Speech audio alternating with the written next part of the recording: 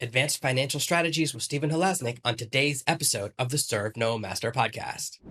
Today's episode is brought to you by Descript. Every book, podcast, and YouTube video that I publish is transcribed by Descript. I've used all of the competitors and nobody comes close to their quality. And the price is the lowest in the business as well. If you want to speed up production and grow your online business, go to servemaster.com/Descript right now. Are you tired of dealing with your boss? Do you feel underpaid and underappreciated? If you want to make it online, fire your boss and start living your retirement dreams now, then you've come to the right place. Welcome to Serve No Master podcast, where you'll learn how to open new revenue streams and make money while you sleep. Presented live from a tropical island in the South Pacific by best-selling author Jonathan Green. Now, here's your host. Hello, everyone, and welcome to another amazing episode of the Serve No Master podcast. We have a very special guest today. Stephen is going to talk to us about finance. He's built 7 companies. He's very, very advanced and has a deep knowledge of finance. I know for a lot of us, starting an online business, we make some really critical early mistakes that can get bigger and bigger over time. So we're going to talk about a lot of those issues so that you can be in a stronger financial position. Even if you're a solopreneur, you don't want to wait. I remember when I first started out, I was like, why do I need a business account? Why do I need a business tax ID? I'm just a one-man operation.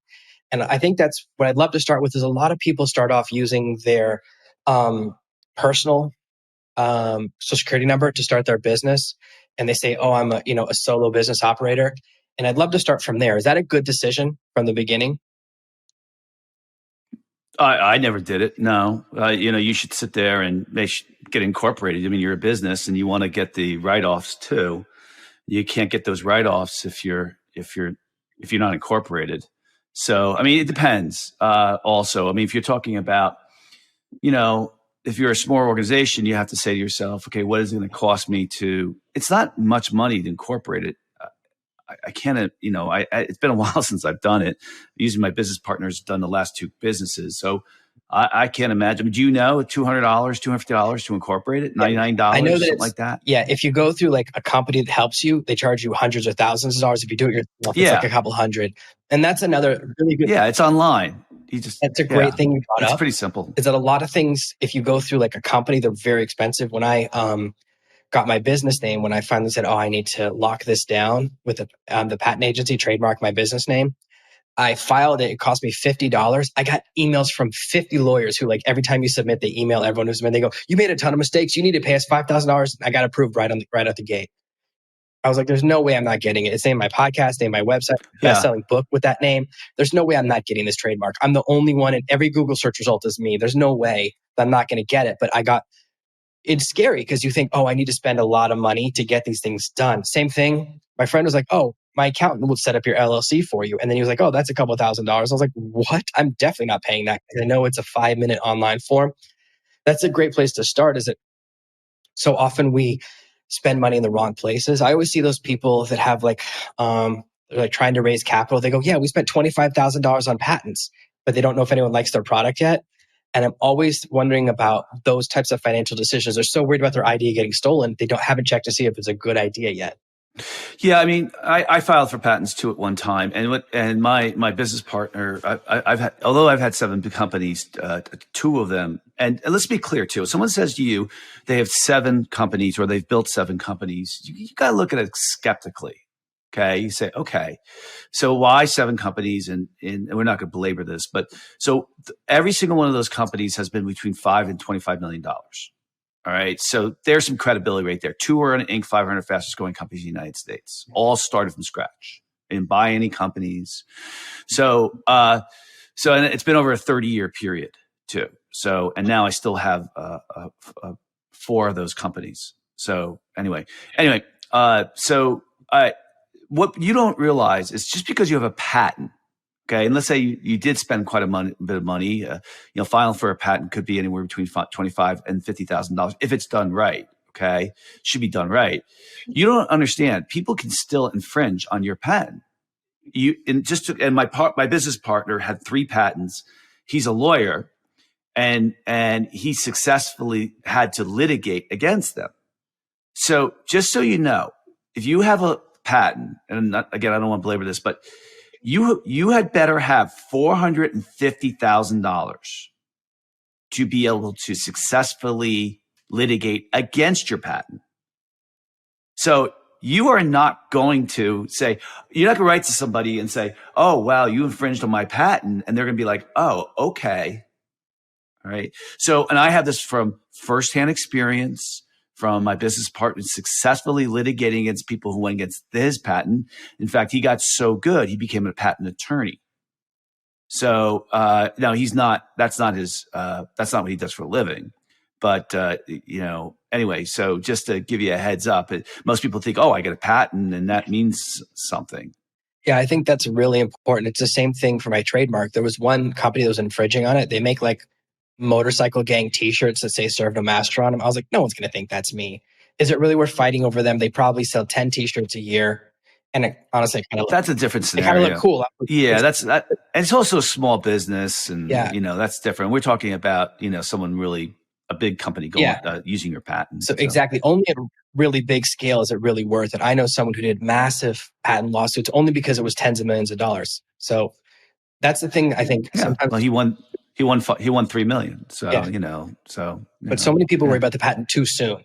I think they're worried about the patent, and it's like, it just gives you the right to sue. So that's really, really good. Another, I think, common mistake that people make when they start their business is that they mingle their finances, either their personal finance or their business finance, and this is what I don't really like the term side hustle. It's become so popular now. And I think side hustle means we think of it as a game or we think of it as entertainment. And so people will buy a course or a book, a business book, and they'll think this is from my entertainment budget. Like if I go to the movies, I don't expect to make the money back. But if I invest in my business, put $100 in ads, I expect to make the money back. And I think that that's the beginning of a bad financial mindset. I see that that's a really common mistake. I had a friend who had about $65,000 worth of personal development DVDs in a bedroom, and they were all unopened. And I said, I don't think it works that way. If you don't open it, you don't get the benefit. And he goes, well, it doesn't count because it's for my entertainment budget. And that causes us to start kind of doing our accounting wrong. So what's the right way to approach like your business finance? You go, I'm going to start a business, whether you're a solopreneur, whether you're starting a cupcake business or starting a blog. What's the first steps to take to kind of treat business money like business money? Right. Well, so I'll add a couple of things. First thing is, if you're going to start your own business, keep your day job. So you keep your day job and you work on your business on your off hours. That's number one. Number two is, you don't expect to get money from any angel funder, venture capitalist, get cash flow positive before you start going in that direction. You want to work on the model. You want to make sure it's working. You want to make sure you're getting paid. Number three is once you start getting cash flow, what that means is once you start billing, you want to have a business account, you want to be incorporated, and you want to have a personal account. You want to have those two things. And then the fourth thing is you want to start looking at what you can put on the business versus the personal account. So computers you buy, anything that you can think justify. And there's two really good books I would recommend to everybody out there. By the way, all successful entrepreneurs are heavy duty learners. They're self-taught. No one teaches you stuff. You can't read a book to be a business owner. It just doesn't work. You can read parts of, running a business. And, but the two books, one is, I actually rent to him. He's actually really, really a big author. He's had 6 books out. I rent to him in one of my commercial buildings. His name's Mike Michalowicz. And he wrote a book called Profit First. And what he talks about as your business continues to grow, that you should have several different accounts, bank accounts. And his philosophy is one's for taxes, one's for paying yourself, one's for another one. And I think as a smaller business, if you're under 3 million, 2 million, 1 million, I think that's a really good idea. The other one is Rich Dad, Poor Dad, what the rich teach their kids about money. And the big idea is, but most people don't understand that you get a 30% tax break when you have your own company. So you basically are, whenever you have expenses that can be categorized as business expense, you get to put it on you write it off your tax return. Now, it doesn't, when a write-off, this is the most people don't understand. When you say a write-off, it means, oh, I get it for free. No, you get to write it off your income tax so that you pay less taxes. So you're, in essence, if you're in a 30% tax bracket, you get a 30% discount. So if you buy a computer and you put it on your business, right, you got a 30% discount on that. Now, what else could there be? This is less controversial, but like the room in your house that you use for your business, a portion of your house. That used to be more controversial because it was my accountant had said it's the number one thing that triggers an audit. But I think now with COVID, I think that's changed quite a bit. And my accountant had said anything that you could possibly justify if they asked you, you say, yeah, I work in one of my rooms in my house and I don't go to an office. If I didn't have that office in my house, I'd have to go pay somewhere else. So there are other things like that. Let's say if you sometimes go to see clients, well, I mean, you're supposed to only write off the gas that you do that with, and maybe a portion of your car, but maybe you do it a little more often. So you can decide how aggressively you want to be with that. Yeah, I think that there's this like gap between where people go, I'm too small for it to matter. And I see this a lot of ways. They go, oh, I don't need to worry about business taxes. I don't need to worry about piercing the veil. Like when you're doing client work, they don't think about those things. Or like I'll use my business credit card to pay for our personal expense and vice versa. There's this mingling. How can people like really delineate and separate their two money? When should someone start paying themselves like a fixed salary out of the business income? Well, that's something that people usually don't take into account. It's even more. When should they do it? At revenue, it depends on the business. I think as a small businesses, you tell me. I mean, you know more about it than I do. I mean, my business is right off the get-go got to be $1 million pretty quick. Within a year. I think a lot of your listeners maybe are a lot smaller than that. What do you think? Yeah, I think that it's more about having like a clear sense of where the money's going. And this is a problem I have. So when I first met my first accountant, 12 years ago, she goes, how much money do I make? And I told her how much. She goes, what? And I was living on my friend's couch. I said, my friend's a millionaire. I just sit next to him and pay attention to what he does. And I'm learning from that. And she goes, well, how much do you spend? And I go, I don't know. What happens when we run out of money? I just make more. So my core problem is that I'm a really good rainmaker. So if I'm having like a problem, I'll get a client or I'll close a deal, I'll bring in something or I'll do like really well on a project. So I'm really good at roller coastering money. I'm really good at controlling the in, but not so good at controlling the out, like controlling the spend. I'm the same way. I'm always working on. And so I just find that there is this point where if you don't watch your money, and I'm so guilty of this, that's why I like to talk about it. I'm like the king of this because I'm so good at making money. I'm really bad at tracking other stuff. And I just go, oh, I'll just make more money if we need to buy something. Want to buy something? Let's just make more money. And most people can't do that. And it's kind of like an unfair thing to say, but I think that it's really important that people, like you were saying, that if they're not doing the different bank accounts, maybe they do I think it's called envelopes where you go, this goes to this expense, this goes to that expense, because most people don't know their overhead or don't know their costs. And so they can't figure out how much they can pay themselves. And I know a lot of small businesses, they go, well, 100% of the profit equals my salary. That's the mistake I think that we want to really avoid. Yeah. That's the decision-making calculus. They go, I pay the company, I pay the bills, the rest is mine.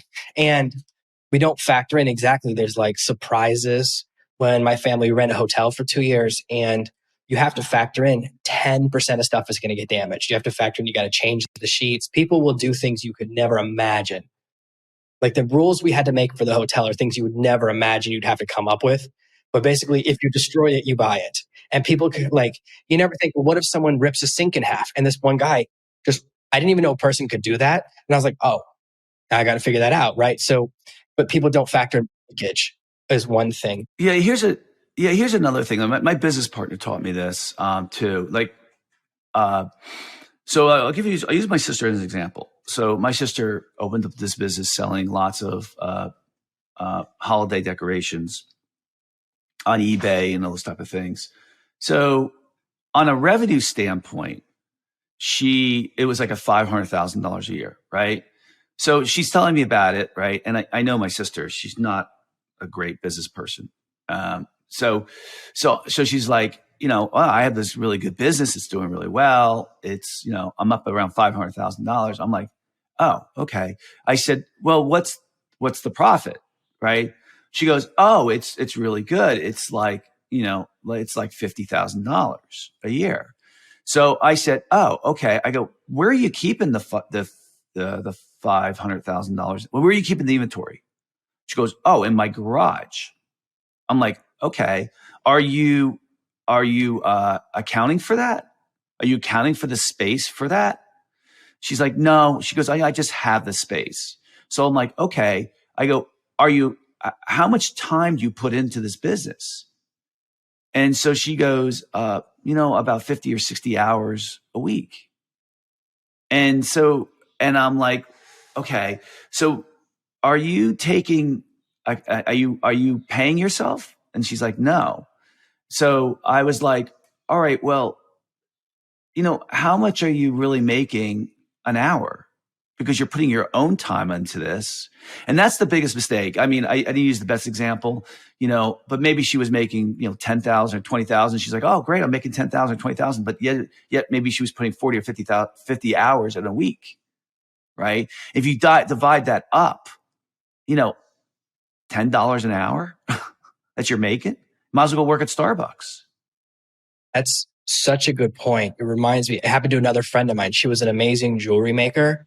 And I said, how do you come up with your prices? She goes, well, I look at what the materials cost and I add 10%.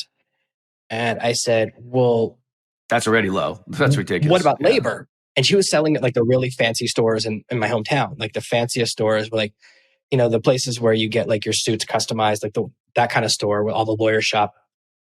And I said, well, what about, how can you scale? And she goes, what do you mean? I go, well, you can never hire an employee because your employees aren't going to do free work.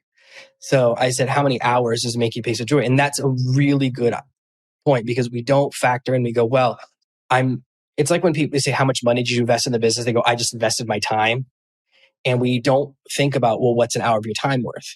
Which is such a critical lesson because if you factor in your time, I've seen sometimes someone's like, oh, I'm making 43 cents an hour. Like you get excited until you do account. And I hate accounting. I hate accounting in spreadsheets, but every time I do it, I get better at business. It's like it's the most unpleasant part, but it's also the most important part, that and process. And that's a really good point. You have to factor in what your time is worth. How much time are you putting into the business? Because so there's an old adage, and it is if you can't measure, you can't manage. So like, as you continue to grow as a business person, you really start to learn some of the key elements of running a business. And one of them is you got to be able to measure everything.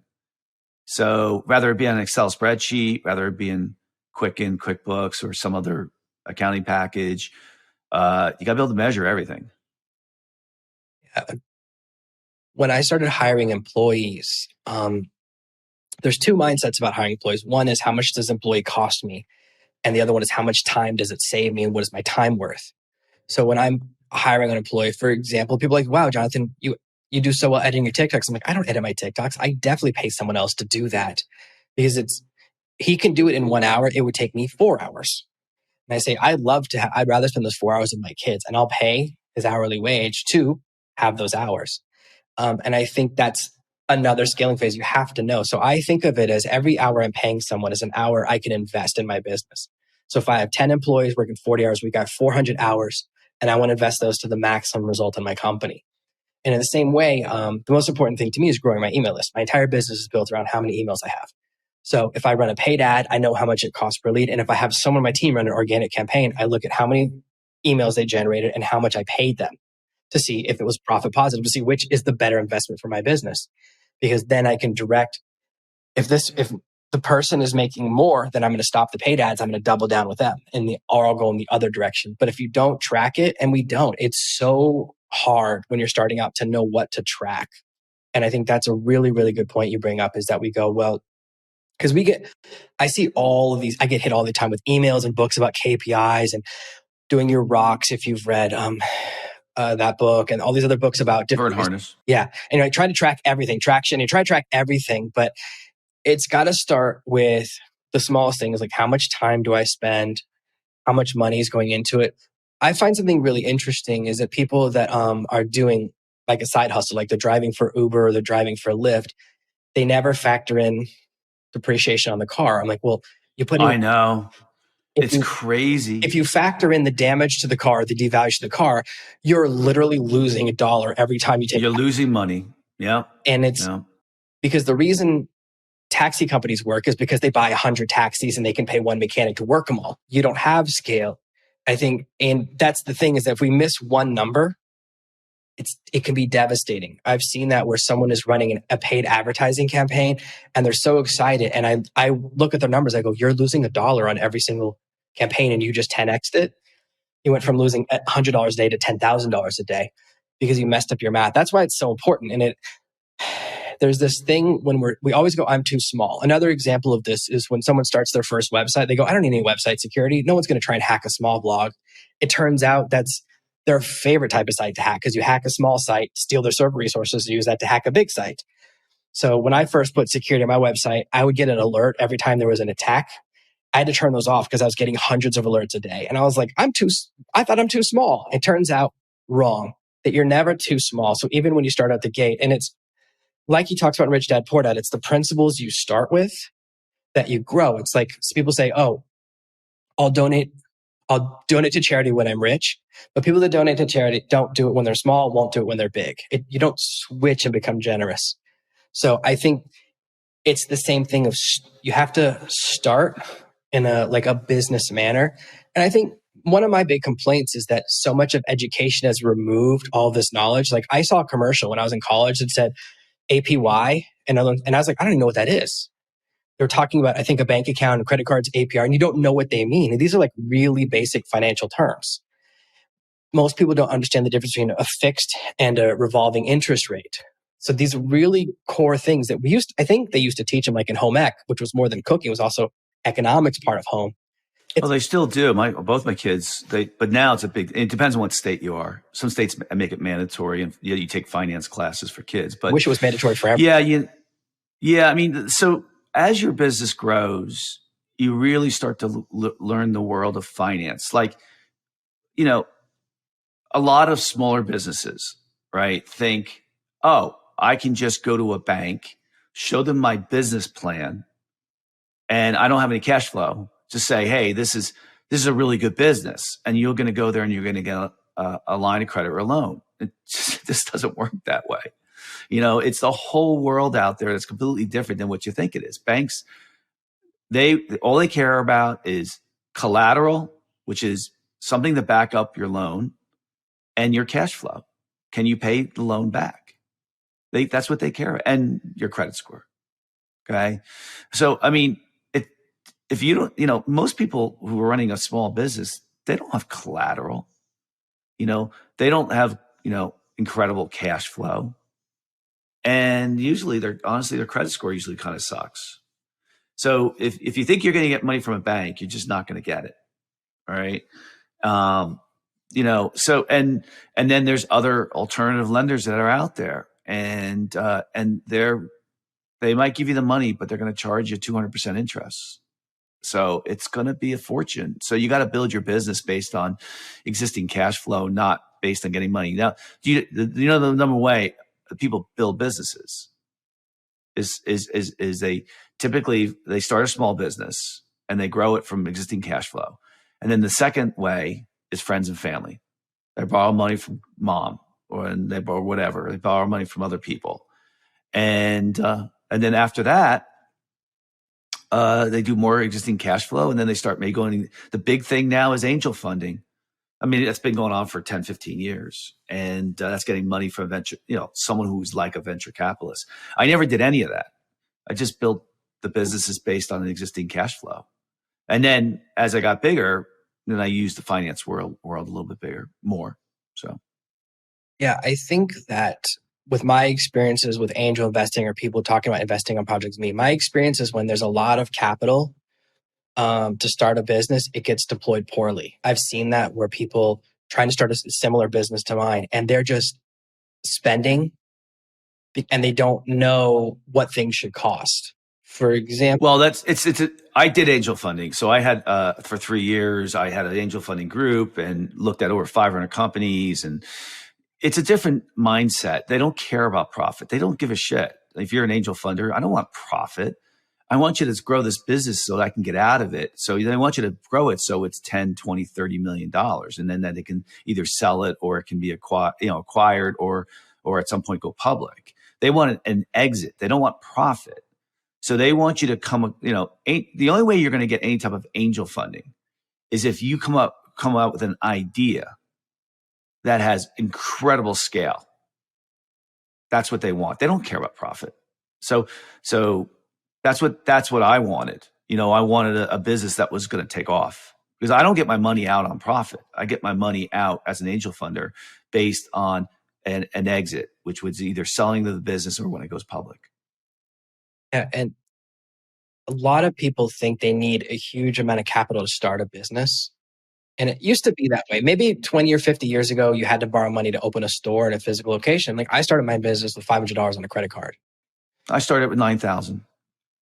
Exactly. And that's not a crazy number. It's not like your parents gave you a couple $1 million. Like some people, sure, that happens. But I think that's really important, is that we think there's this misconception about what things cost because people don't do research.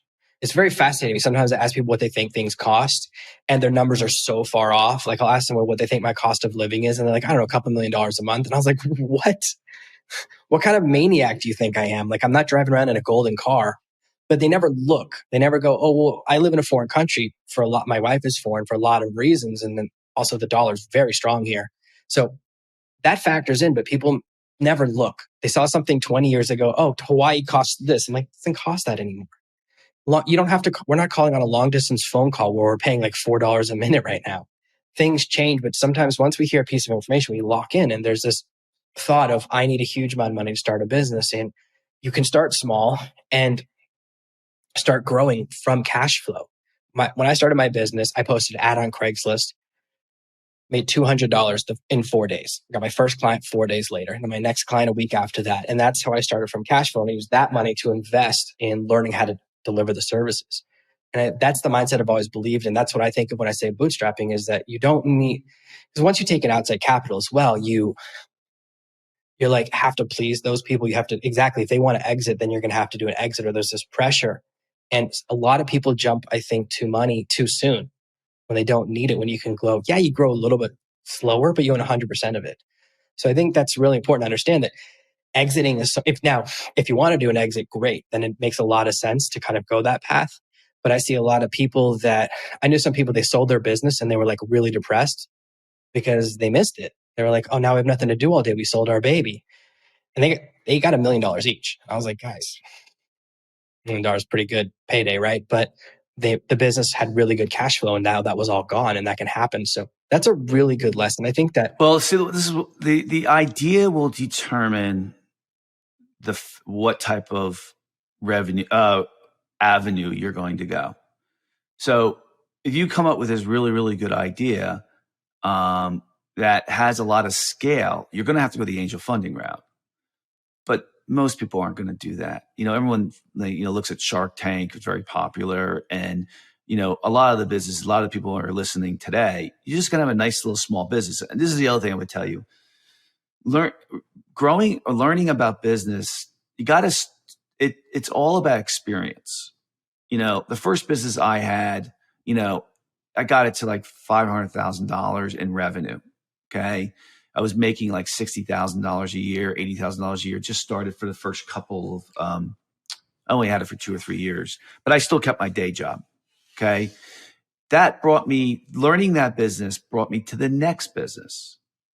And then I learned a lot, and that was a really good business. That was a very profitable business. It got to be 6 million in revenue. And then I learned a lot with that business. And then the next one. Now, I'm not saying everybody out there's got to have 7 businesses. I'm not talking about that. I'm just saying is you got to be in the game to learn what's really going to work. And as you continue to run your business, you're going to learn things that are going to help you either in that business or in your next business. But you're never going to learn it if you don't do it. That's great advice. Thank you so much for spending so much time with us. I know your time is really, really precious. Where can people learn more from you and see more about what you're doing right now with your business? Well, I mean, the company that Financing Solutions, and it's my website's financingsolutionsnow.com is our website. What we do is provide lines of credit to small businesses, but you have to have at least $200,000 in revenue a year to qualify for a line of credit with us. So financingsolutionsnow.com is the website. Perfect. And by the way, I have a great podcast. It's really awesome. The Entrepreneur MBA podcast is the podcast. It's 4 years old, 150 episodes. I bring in great guests. It's really good. Okay, so the Entrepreneur MBA podcast, and I'll put the links to both of those in the show notes and in the blog post below this episode. Thank you so much for being here, Stephen. We really appreciate you giving us your time. Thanks for having me. Yeah, it was great. Thank you. Thank you for listening to the Serve Master podcast. Get a free copy of my bestseller, Fire Your Boss, right now on Amazon. Go to servermaster.com/getfire or just search Fire Your Boss on Amazon. Thank you for listening to this week's episode of the Serve No Master podcast. Make sure you subscribe so you never miss another episode. We'll be back next week with more tips and tactics on how to escape the rat race. Please take a moment to leave a review at servenomaster.com/iTunes. It helps the show grow, and more listeners means more content for you. Thanks again, and we'll see you next week.